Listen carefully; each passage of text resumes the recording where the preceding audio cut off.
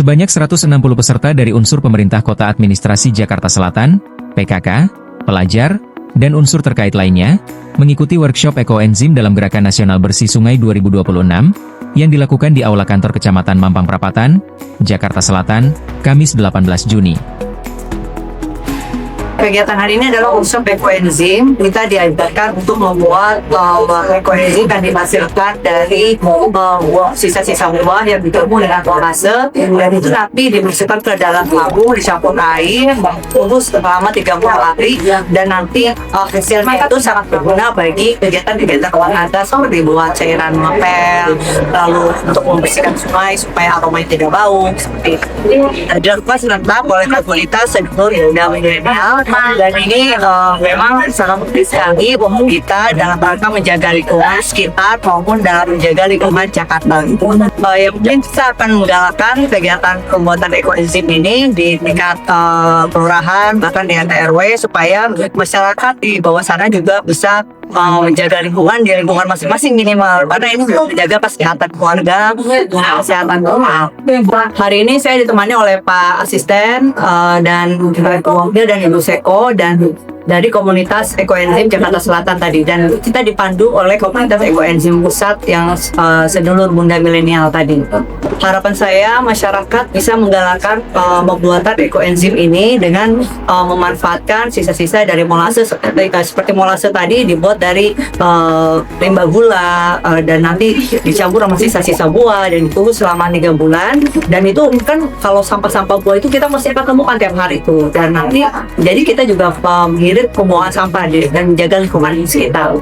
Ini salah satu gerakan pembuatan ekoenzim. Ekoenzim ini adalah gerakan yang mendukung instruksi Pak Gubernur terkait dengan pilah sampah dan pengurangan sampah dari sumbernya. Kenapa? Salah satunya yang kita lakukan ini bahannya adalah sampah organik, utamanya adalah buah dan sayur yang kita gunakan untuk pembuatan ekoenzim, dan tentunya ini merupakan bagian yang diharapkan dan dianjurkan bisa secara masif juga dilakukan di tingkat masyarakat, karena ini juga bisa digunakan sebagai tambahan pupuk cair yang bisa langsung digunakan di tanaman atau buah dan kembang yang ada di lingkungan warga kita.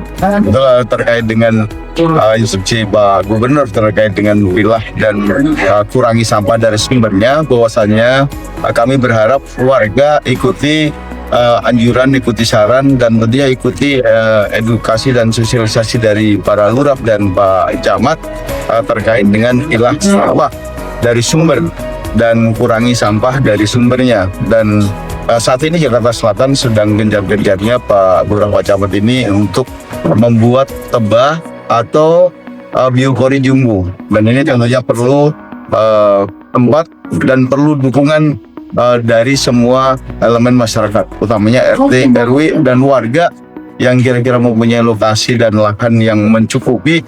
Silakan hubungi juga Pak Lurah, Bu Lurahnya untuk bisa membantu membuat tebah atau biopori jumbo di lingkungannya. Hal ini selain bermanfaat untuk lingkungan, hasilnya nanti bisa menjadi kompos atau media tanam. Selain itu juga sangat mengurangi.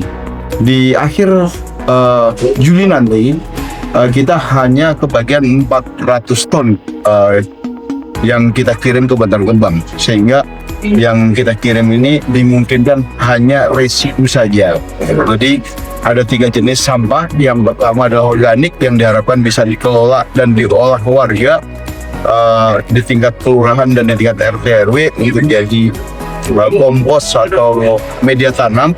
Yang keduanya anorganik. Anorganiknya ini bisa menjadi sumber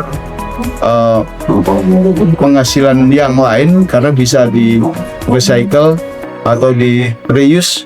Dan yang ketiganya adalah residu. Nah, residu ini adalah sampah yang memang benar-benar harus dibuang, dan kita hanya kebagian di Agustus itu 400 ton. Coba Bapak Ibu bayangkan kalau kita tidak bisa mengurangi sampah dari sumber.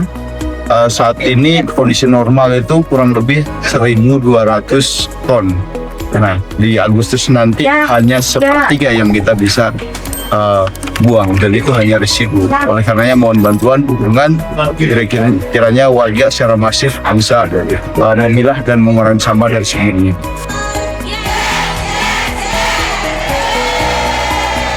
Tim Liputan Sudin Kominfotik Jakarta Selatan melaporkan.